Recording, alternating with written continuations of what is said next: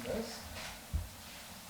Today, it will be correlated to only this. Here is the average transaction. So in the first 2 days in the northern, we have a total of 238,000 transactions, which is 9%.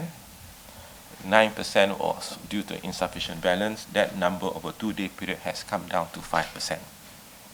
It's also shown on the slide there if you want to look at it. All right. In Central, we started off on the 1st of August at 850,000 transactions, 5%. The number has now come down to 1.3%. Okay, in Southern, it started off at 199,000, started off at 8%, the number has now come down to 4%. Like I said before, we do not expect the number to go down to 0. Please make it known, we are not expecting the number to come to 0. We just want the number to be as low as practically possible. And there will be customers who need help and so on. We will provide them whatever help, that number that's needed. And we have always put customers on top of our mind, making sure that it is as seamless as possible. And therefore, whatever specific helps that needed by our customers, and those are the services that we provide. And we also have a very specific SOP that we will not allow that long queue to happen. If such a long queue to happen, we will reactivate that value. So as I said, we put customers' requirement top of mind, but also top of mind also customer safety. Long-term wise, it is also the plan for PLUS to launch RFID at all open toll effective 1st January 2020. Now, and that will be made available using e-wallet. And that at PLUS, we have about 11 toll plaza that conducts or that basically service all the open toll system. The closed toll system will undertake at a later stage, and the current plan for closed toll system is 1st April 2020.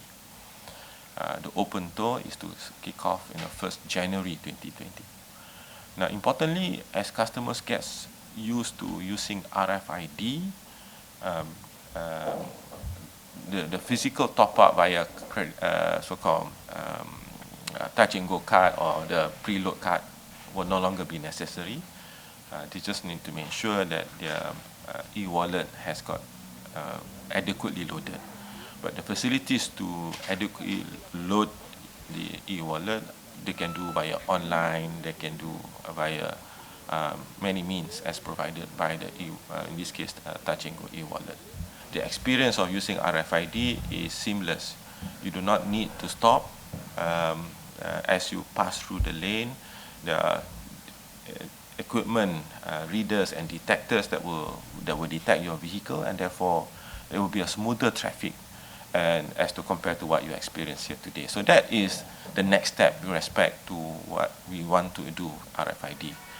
The implementation of RFID at open toll also in line with the wishes of the government, in this case Kementerian Kerja Raya, where they also wants to move the so-called the payment, the detection of vehicle from using the normal card now to RFID. So that's the kind of technology that we want to improve.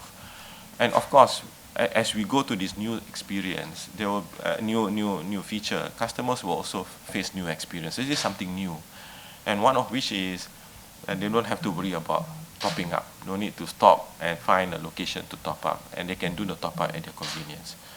So this is one way where we want to also help the customers to start preparing themselves as we move towards RFID.